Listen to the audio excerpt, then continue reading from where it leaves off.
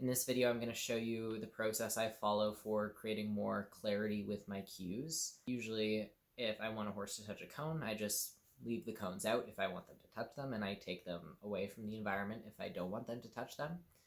But for this horse, she is being ridden by some other people, and sometimes there's cones in the arena, so I don't want her to get confused and start touching the cones in the arena when I'm not there. And so by adding in this verbal cue, my verbal cue I'm using for her is touch, I can be more clear about when she will receive reinforcement for performing the behavior of touching the cones and when she won't. So this is why I decided to add a cue to this behavior. You're going to see me shaping this behavior from the very beginning. She's previously never been taught to touch a stationary target from the ground like that. We've done lots of handheld targeting and following a handheld target, but so far this was the first time we've ever done a cone targeting session in any way. So you're going to see me shape this behavior from start to not truly finish, but where she finally understands the behavior of touching the target on the ground without me having to point to it or motion to it at all.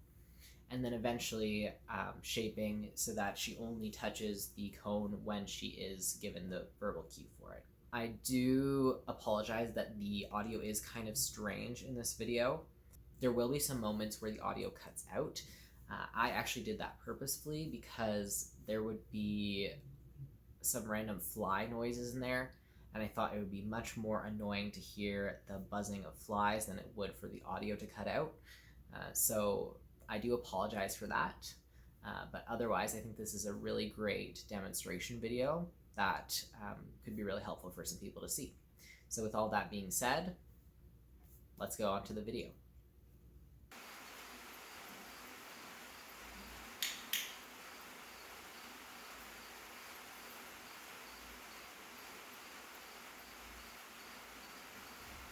The very first thing I'm teaching her is just to touch the target when I hold it in my hand. As I said, we've already done quite a bit of work on handheld targeting, so this comes pretty easily to her. It's very natural for her to just reach out and touch the target with her nose, and so I just click and reinforce that a couple times. I definitely should have clicked there, but sometimes mistakes happen and you don't click on the right time.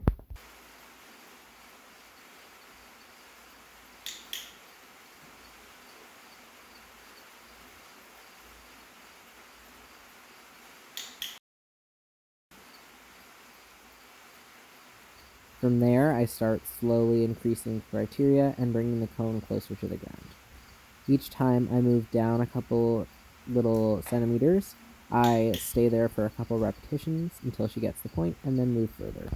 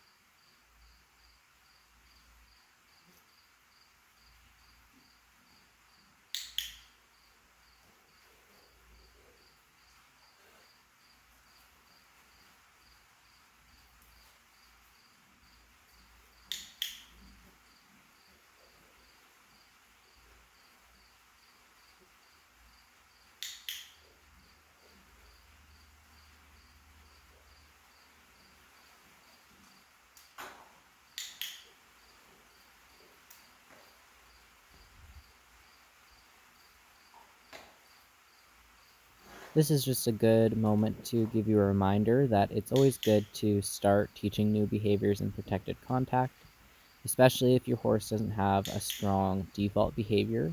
That would definitely be something to teach first before going into any sort of other behaviors, especially where you put yourself into a more vulnerable position like I am here on the ground.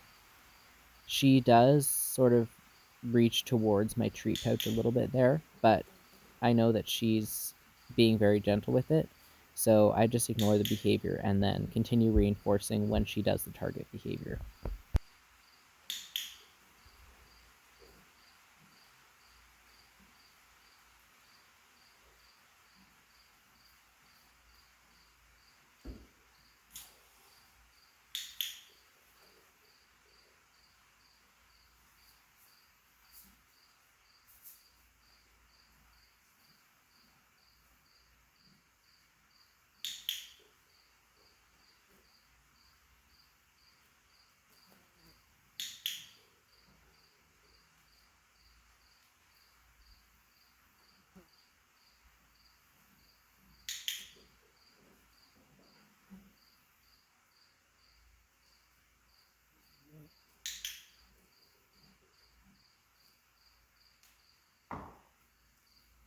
Even though I want to eventually have her touch the cone while I'm standing up, by the time I get down to the ground and she's consistently touching the cone, I stay there for a while so that I can really consistently and strongly reinforce that behavior of touching the cone, so that by the time I start standing up, she has a really clear understanding of what I want for her.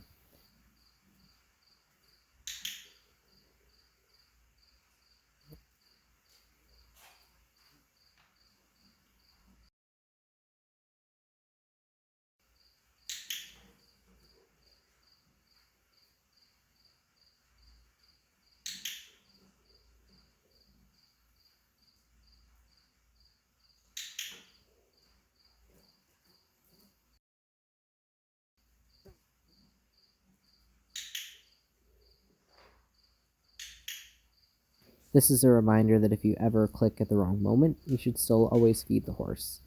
The click is a promise to the horse that they're going to receive reinforcement, and so you should always follow through in your end of the promise and give them whatever reinforcer you're using. Horses are probability learners, so if it's only 1 in 100 times you accidentally click for the wrong thing, they're going to learn that it's way more likely that doing the thing that got the reinforcement 99 times will work in the future than the thing that gave them reinforcement only once. And now I slowly begin shaping the other way. So she's continuing to target the cone on the ground while I continue to grow taller and taller.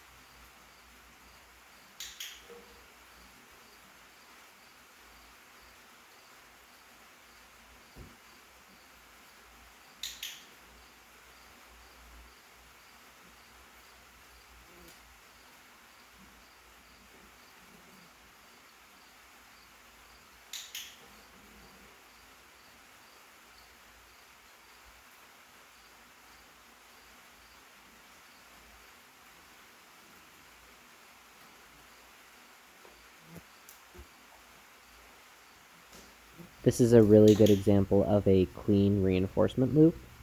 The horse does the behavior, we click with our hand at our side, nice and relaxed, and then after we click, the horse just waits with their head in the middle of their chest for the reinforcement to be brought to them.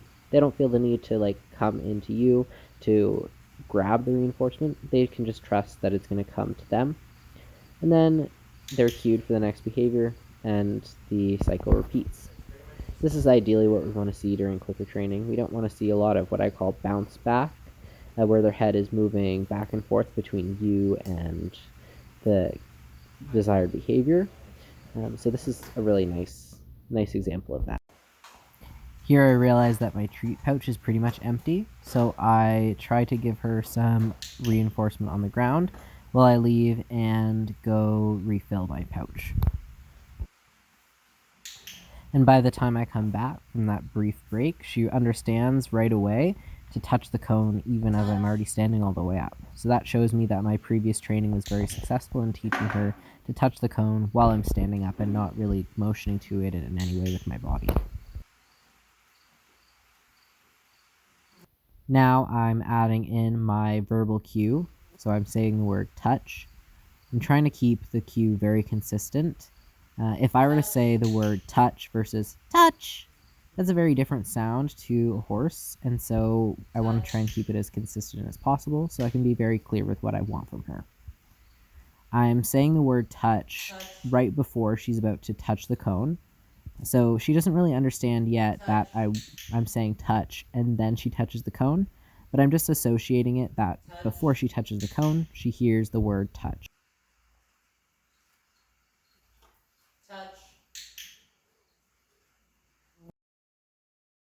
I'm saying this a bunch of times before I attempt to put this under any kind of stimulus control. Stimulus control just means that the horse only does the behavior when we do the certain stimulus. They don't do the behavior just random without that, you could say, cue. Because I want her to understand and make the association between the cue touch and touching the cone. At the same time that I am pairing this cue with the behavior, I'm also kind of moving around a little bit, very slowly, just to generalize the behavior even more. So I don't have to be standing specifically in one way for her to know to touch the cone, but I can stand hopefully eventually pretty much anywhere or even on her back, and she still understands that touch means to touch the cone.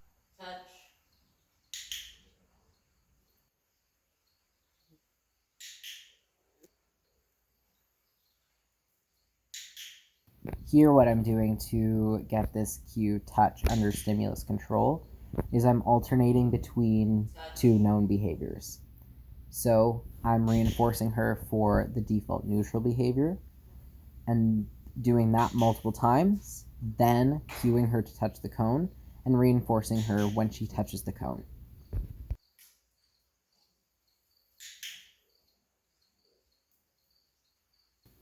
I have upped my rate of reinforcement just a little bit because I want to make sure that I'm reinforcing her for doing default neutral before she has the chance to move her head down to touch the cone or touch the cone, because I don't want her to start like wobbling her head back and forth at all. I want her to be able to stand, calmly in that default neutral, and then when specifically cued, touch the cone.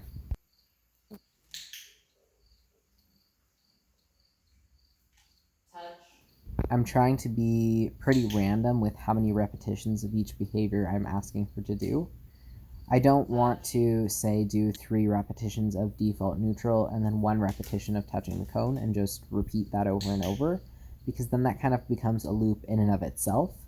So you'll see me, I reinforce default neutral a couple times, touch the cone once, rotate back and forth, maybe we touch the cone 3 times in a row, trying to be a bit more random when it comes to that so that it really is the cue of the verbal cue of saying touch that's what's asking her to touch the cone.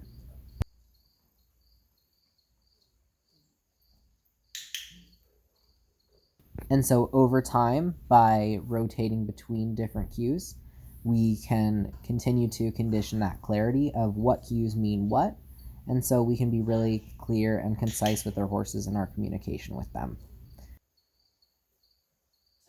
And this is the same process that you can go through with any cue to ensure that what you're cueing is actually what you're getting.